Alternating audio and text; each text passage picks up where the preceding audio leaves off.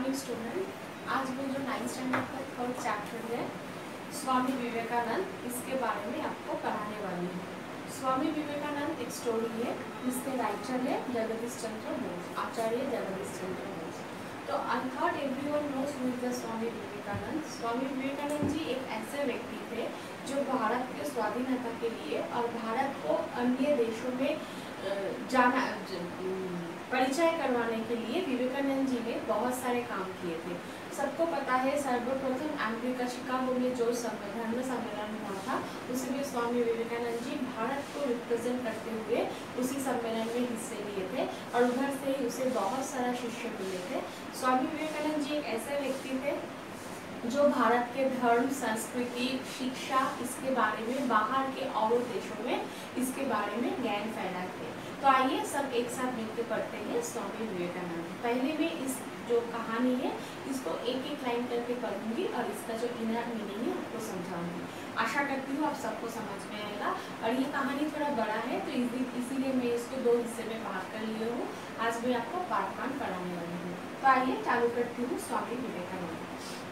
इस पाठ का जो आशय है, अर्थात इस पाठ पढ़ने के बाद हमें क्या शिक्षा मिलेगा, हम क्यों ये पाठ पढ़ेंगे, इसके भी एक कारण है। क्या कारण है, आशय क्या है, लेखक ये पाठ क्यों लिखे हैं? क्योंकि लेखक चाहते हैं कि हम भारतवासी भारत में रहते हुए हमारे भारत में जो महान व्यक्ति थे, उस महान व्यक्ति के अंदर एक और महान व्यक्ति थे, वो थे स्वामी विवेकानंद। तो सारे महान व्यक्तियों के साथ हमें स्वामी विवेकानंद जी के बारे में भी बहुत कुछ जानकारी पाना चाहिए। इसीलिए आचार्य जगदीश चंद्र बोस ने ये कहानी लिखे थे। देश में जन्म अनेक महान व्यक्तियों ने भारत की कीर्ति विदेशों में फैलाई है। जैसे बहुत सारे व्यक्ति हैं जो भारत में रहते हुए भी उस सब व्यक्ति को भारत के बाहर भी माना जाता है और उसको पूजा किया जाता है। जैसे कवि गुरु रविंद्रनाथ टैगोर, जनरली कवि गुरु रविंद्रनाथ टैगोर ने भारत में ही जन्म लिया था, लेकिन फिर भी वो विश्व कवि बन गया। मतलब उसका जो कवित्व है ये सिर्फ भारत के अंदर ही लिमिटेड नहीं रहा, ऑल ओवर द वर्ल्ड उसको कवि मानते हैं। महात्मा गांधी जी जब देशभक्ति के लिए नारा उठाए थे तब वो चालू भारत से किया था, लेकिन उसके बाद सारा विश्व स्वामी विवेकानंद जी के साथ साथ महात्मा गांधी जी को भी पूजन करते हैं। तो इसके लिए हमें सारे जितने भी महान व्यक्ति भारत में रहते हैं, इस सारे महान व्यक्ति के अंदर स्वामी विवेकानंद जी भी एक महान व्यक्ति है। तो हमें इस महान व्यक्ति के बारे में भी कुछ जानकारी पाना चाहिए। इस पाठ में स्वामी विवेकानंद की महानता के परिचय के साथ देश प्रेम की प्रेरणा भी प्राप्त कर सकते हैं। मतलब हम लोग जब ये पाठ पढ़ेंगे, इस पाठ पढ़ने के बाद हमें ये पता चलेगा कि स्वामी विवेकानंद जी कितने महान व्यक्ति थे, और इसके साथ साथ हमें ये भी पता चलेगा कि इस महान व्यक्ति होने के साथ वो अपने देश से भी कितना प्यार करते थे। अर्थात विवेकानंद जी एक बहुत बड़ा देश प्रेमी भी थे। तो आइए चालू करते हैं स्वामी विवेकानंद का कहानी। भारत के इतिहास में स्वामी विवेकानंद का नाम अमर है। अमर मतलब जो मर के भी सबके प्राणों में, सबके मन के अंदर जिंदा रहते हैं, उसी को अमर बोलते हैं। जैसे गांधी जी बहुत साल पहले मर गया, लेकिन फिर भी हम लोग उसको आज भी पूजा करते हैं, उसको आज भी उसका नाम स्मरण करते हैं। तो जो मरने के बाद भी हमारे मन के अंदर जिंदा रहते हैं, उसी को अमर बोलते हैं। तो विवेकानंद जी भी एक ऐसे व्यक्ति है जो मरने के बाद भी हमारे मन के अंदर जिंदा है। इस वीर सन्यासी ने देश विदेश में भ्रमण कर भारतीय धर्म और दर्शन का प्रसार किया तथा समाज सेवा का नया मार्ग दिखाया। मतलब ये एक ऐसे व्यक्ति थे, सन्यासी थे, मतलब ये अपना घर त्याग कर जाके रामकृष्ण परमहंस देव के शिष्य बन गए थे और वे सन्यास ले लिया था। और सन्यास लेते हुए सारा भारत के जो कीर्ति है, भारत का जो ज्ञान है, भारत का जो दर्शन है, इस सारे चीजों को भारत के बाहर भी फैलाए हैं। स्वामी विवेकानंद का जन्म 12 जनवरी 1863 को कलकत्ता के एक कायस्थ घराने में हुआ था। कायस्थ में पहले के जमाने में आदमी को 4 हिस्से में बांटा जाते थे। पहला होता था ब्राह्मण, देन कायस्थ, देन क्षत्रिय, देन वैश्य, ऐसे चारों हिस्से में बांटा जाता था।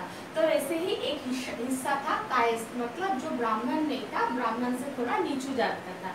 ऐसे एक घराने में विवेकानंद जी का जन्म हुआ था। उनके बचपन का नाम नरेंद्र देव था। स्वामी विवेकानंद जी जब छोटे थे उसका नाम नरेंद्र देव था, अर्थात उसका ओरिजिनल नेम नरेंद्र देवी था, लेकिन बाद में जब वो संन्यास ले लिए थे और बहुत फेमस हो गया था, तब उसको सब एक साथ स्वामी विवेकानंद जी बोल के बुलाते थे।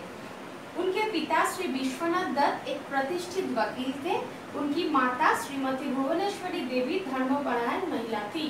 तो विवेकानंद जी का जो पिताजी थे, विवेकानंद जी के पिताजी का नाम था विश्वनाथ दत्त। वो एक प्रतिष्ठित वकील थे, मतलब वो एडवोकेट थे और लॉयर थे। और उसका माताजी थे भुवनेश्वरी देवी, वो बहुत धर्मपरायण थे, मतलब वो बहुत धार्मिक थे, पूजा पाठ ऐसे करके वो अपना जीवन व्यतीत करते थे। बालक नरेंद्र का शरीर स्वस्थ, सुडौल और सुंदर था। बालक नरेंद्र मतलब स्वामी विवेकानंद जी जब छोटे थे उसको देखने में बहुत सुंदर था, और उसका चेहरा, उसका जो मुखरा था, उसका जो बॉडी था, उसका जो बदन था, देह था, वो बहुत सुंदर था। मतलब वो व्यायाम करने के बाद जैसे हम लोग का शरीर सुंदर हो जाता है, उसका गठन भी बहुत सुंदर था। कुश्ती लड़ने, दौड़ लगाने, घुड़सवारी करने और तैरने में उन्हें बड़ा आनंद मिलता था। वो कुश्ती लड़ना बहुत पसंद करते थे, तैरना बहुत, कुश्ती लड़ना पसंद करते थे, तैरना पसंद करते थे। तैरना मतलब स्विमिंग करना, स्विमिंग उसे बहुत पसंद था। दौड़ लगाना मतलब रनिंग उसे पसंद था। घुड़सवारी करना मतलब हॉर्स राइडिंग भी उसका बहुत फेवरेट था। और तैरना भी उसका बहुत फेवरेट था, मतलब स्विमिंग भी उसका बहुत फेवरेट था। उन्हें बड़ा आनंद मिलता था, मतलब ये सब खेल खेलने में उसे बहुत खुशी होता था। वे संगीत एवं खेल कूद की प्रतियोगिता में भी भाग लिया करते थे। नॉट ओनली खेल कूद, उसके साथ उसको सिंगिंग का भी बहुत शौक था। इसीलिए जब भी कहीं पे भी अगर कुछ सिंगिंग का कंपटीशन होता था तो उस सारे कंपटीशन में वो हिस्सा लिया करते थे। नरेंद्र आरंभ से ही पढ़ाई लिखाई में बड़े तेज थे, मतलब जब एक बच्चा पढ़ाई लिखाई चालू करते, जब बच्चे छोटे होते हैं, नरेंद्र भी जब छोटे थे, जब से उसका पढ़ाई लिखाई चालू हुआ था, तब से ही वो पढ़ाई लिखाई में बहुत अच्छे थे। तेज थे मतलब बहुत अच्छे थे, मतलब बहुत मन लगाकर, बहुत तेजी से, बहुत बुद्धि लगाकर वो पढ़ाई करते थे। वे अपने स्कूल में सर्वप्रथम रहा करते थे, मतलब ऑलवेज क्लास में वो फर्स्ट आते थे। पढ़ाई लिखाई में बहुत अच्छा था वो बच्चा, और जब भी क्लास में कुछ एग्जाम होता था ऑल टाइम वो क्लास के सभी एग्जाम में फर्स्ट आया करते थे। एंट्रेंस परीक्षा में भी वे प्रथम श्रेणी में उत्तीर्ण हुआ था। एक एंट्रेंस एग्जाम में, मतलब जो 10th का जो एंट्रेंस एग्जाम होता है और 12th का जो एंट्रेंस एग्जाम होता है, उसी में भी वो फर्स्ट क्लास में पास हुआ था। बीए की परीक्षा पास करने के बाद उन्होंने कानून का अध्ययन प्रारंभ किया। After that he completed the BA exam. BA exam complete करने के बाद वो आइन लेके, मतलब लॉ लेके पढ़ना चालू किए थे। इसी बीच में उनके पिता का देहांत हो गया। जब वो लॉ लेके पढ़ना चालू किया था उसी टाइम उसका पिताजी का देहांत हो गया था, मतलब उसका पिताजी मर गए थे। अध्ययन काल में उनकी रुचि व्याख्यान देना और विचारों के आदान प्रदान करने में भी थे। अध्ययन काल में मतलब जब वो पढ़ाई लिखाई करते थे तब से ही वो बहुत तर्क वितर्क, मतलब क्विज करते हुए सभी चीज़ों को लेकर उसके हिसाब से सभी चीज़ों को, he is not believe any, कुछ किसी विषय को भी वो ब्लाइंडली ट्रस्ट नहीं करते थे। किसी विषय के ऊपर वो अपना ज्ञान प्रदान करते थे, उसके बारे में दूसरे से ज्ञान लेते थे, अर्थात कुछ टॉपिक के ऊपर आलोचना करते हुए, मतलब किसी का ध्यान एक्सचेंज करते हुए, नॉलेज एक्सचेंज करते हुए वो उसी टॉपिक को पढ़ाई करते थे, और वो करने में उसे बहुत अच्छा भी लगता था। इसी कारण उन्होंने अपने कॉलेज में एक व्याख्यान समिति बनाई थी और कई प्रतियोगिता का आयोजन भी किया था। व्याख्यान समिति मतलब जो डिबेट कंपटीशन होता है, जब आप लोगों को पता है जब बच्चे लोग डिबेट करते हैं तो एक टॉपिक को लेकर बहुत सारे बच्चे अपने अपने ज्ञान को बोलते हैं। Like they give you one topic and they give you some time limitation, in between the time you explain the topic according with your knowledge. तो आपके नॉलेज के हिसाब से कुछ टाइम के अंदर आपका नॉलेज शेयर करना है और उसी विषय के ऊपर आपको कुछ व्याख्यान देना है। तो इसी को डिबेट कंपटीशन बोलते थे। तो विवेकानंद जी को ये डिबेट करना बहुत अच्छा लगता था, इसीलिए जब विवेकानंद जी कॉलेज में पढ़ते थे, कॉलेज में पढ़ते टाइम वो अपने कॉलेज में ही एक डिबेट का ग्रुप बनाए थे और वो ग्रुप लेकर वो बाहर जहाँ भी कंपटीशन होता था सभी कंपटीशन में हिस्सा लिया करते थे। पाश्चात्य विज्ञान तथा दर्शन का भी उन्होंने अध्ययन किया था। पाश्चात्य विज्ञान मतलब बाहर का, जो अमेरिका का, इंग्लैंड का, जो पाश्चात्य मतलब पश्चिम का जो देश होता है, तो पश्चिम का देश क्या होता है, अमेरिका होता है, यूरोप होता है, तो इसी सारे देश का भी दर्शन मतलब फिलोसफी लेके इन्होंने पढ़ाई लिखाई किए थे। किशोरावस्था से ही नरेंद्र दार्शनिक एवं धार्मिक विचारों में तल्लीन रहते थे। जब वो छोटा बच्चा था, जब से थोड़ा थोड़ा करके बड़ा होना चालू किया था, तब से ही उसमें दार्शनिक मतलब फिलोसफी लेकर और धार्मिक मतलब धर्म लेकर पढ़ाई लिखाई करने में अच्छा लगता था और इसके बारे में उसको बहुत ज्ञान भी था। एक दिन नरेंद्र रामकृष्ण परमहंस के पास पहुंचे और अपनी जिज्ञासा उन्हें कह सुनाई। रामकृष्ण परमहंस ने नरेंद्र को अपना शिष्य स्वीकार किया। तो एक दिन क्या हुआ, आपको सभी को पता है रामकृष्ण जी कितने महान व्यक्ति थे।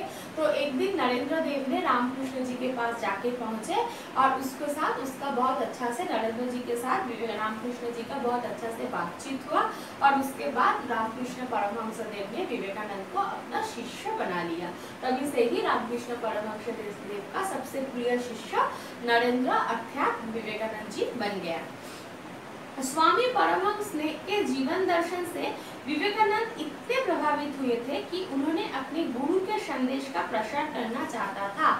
विवेकानंद जी अपने गुरु से बहुत प्यार करते थे, बहुत सम्मान करते थे। तो वो अपने गुरु से जितने कुछ भी सीखा था, वो सीखने के बाद उसे लगा था ये सारे चीज खुद के अंदर रखना नहीं चाहिए, ये सारे चीजों को दूसरों को बांट देना चाहिए। Not only India, outside the India also I want to distribute my knowledge. तो विवेकानंद जी जितने भी नॉलेज परमहंस रामकृष्ण परमहंस जी से मिला था, वो सभी नॉलेज वो बाहर मतलब भारत के अंदर और भारत के बाहर भी डिस्ट्रीब्यूट करना चाहते थे सभी लोगों के अंदर।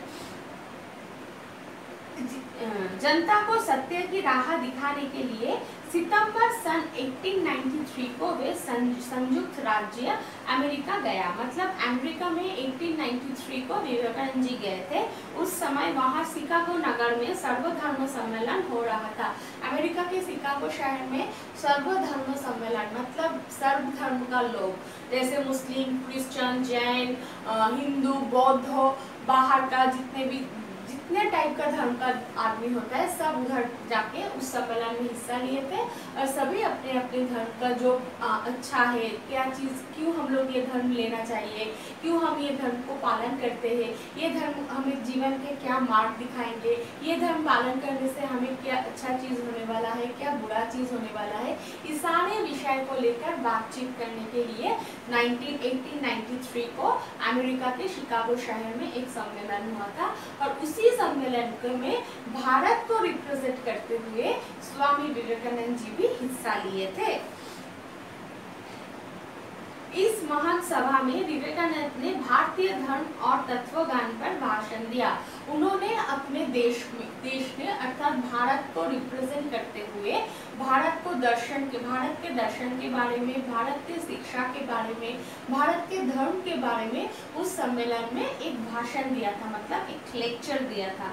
उनका भाषण बड़ा गंभीर एवं हृदयस्पर्शी था। वो जो भाषण दिया था वो भाषण बहुत ही अच्छा था और हृदयस्पर्शी मतलब हृदय, हार्ट में टच किया था, मन सभी को मन के अंदर जाके वो भाषण टच किया था। मतलब वो इतना इजी लैंग्वेज में इतने इजीली उसके बाद सभी के अंदर सभी को सुनाए थे कि वो बात सुनने के बाद सबका मन भर उठा था, बहुत खुश हो गए थे सब कोई।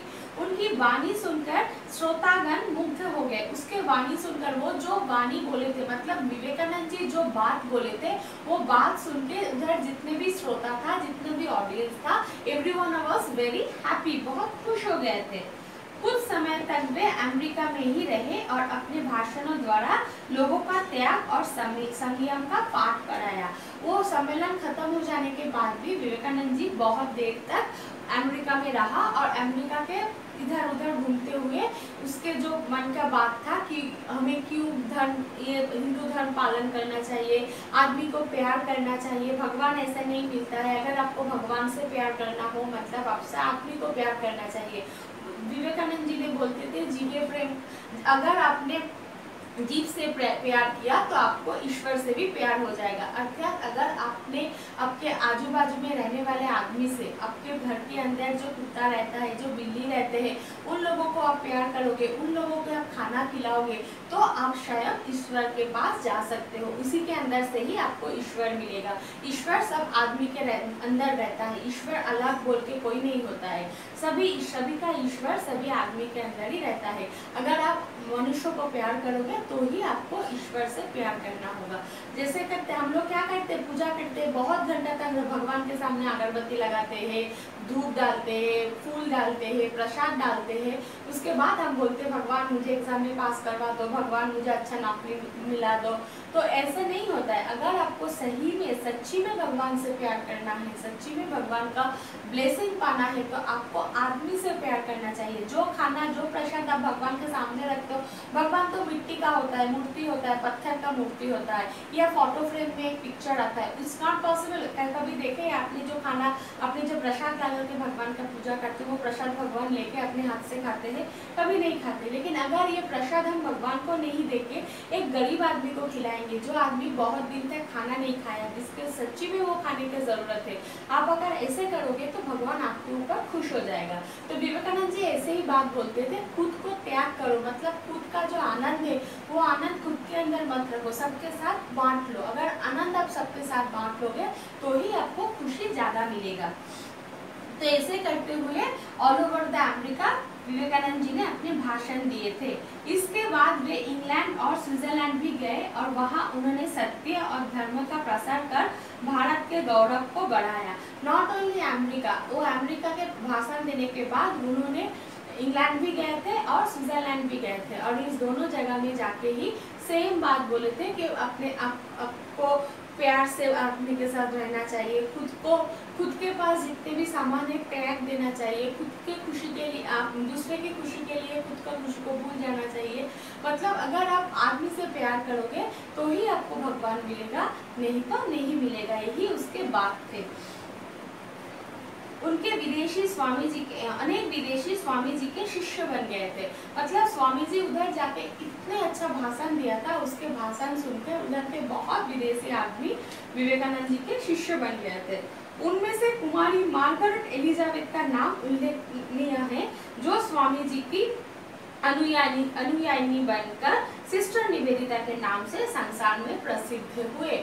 बहुत सारे विदेशी लोग स्वामी जी के शिष्य बन गए थे। उसके अंदर सबसे अच्छा और सबसे बड़ा शिष्य था मार्गरेट एलिजाबेथ, जो अपना देश त्याग करके स्वामी विवेकानंद जी के साथ भारत में आ गया था और भारत के उन्नयन के लिए, भारत के अच्छाई के लिए अपना नाम बदलकर भगिनी निवेदिता नाम लेकर भारत में ही रहना चालू किया। और भगिनी निवेदिता बहुत सारा काम किया था। उसके सबसे अच्छा काम हुआ था कि वो घर घर में जाके भारतीय लड़की को, भारतीय महिला को पढ़ाई लिखाई के लिए भारतीय महिला को पढ़ाई लिखाई के लिए बाहर लेके आए थे और उन्होंने स्कूल भी बनाए थे जहां भारतीय महिला, भारतीय लड़की लोग पढ़ाई कर सकते हैं। तो विवेकानंद जी के सबसे बहुत सारा विदेशी शिष्य था, उससे अंदर सबसे बड़ा शिष्य थे मार्गरेट एलिजाबेथ, जो भारत में आके उसका नाम बदलकर भगिनी निवेदिता रख दिए थे और वो जितने दिन तक वो जीवित थे उतने दिन तक वो भारत में ही रहते थे और वही विवेकानंद जी के सबसे अच्छा और सबसे बड़ा शिष्य था। तो आज पार्ट 1 का इतना तक मैं खत्म करती हूँ। नेक्स्ट क्लास में पार्ट 2 कंटिन्यू करती हूँ। आशा है आप सबको ये क्लास समझ में आया है। तब तक के लिए थैंक यू।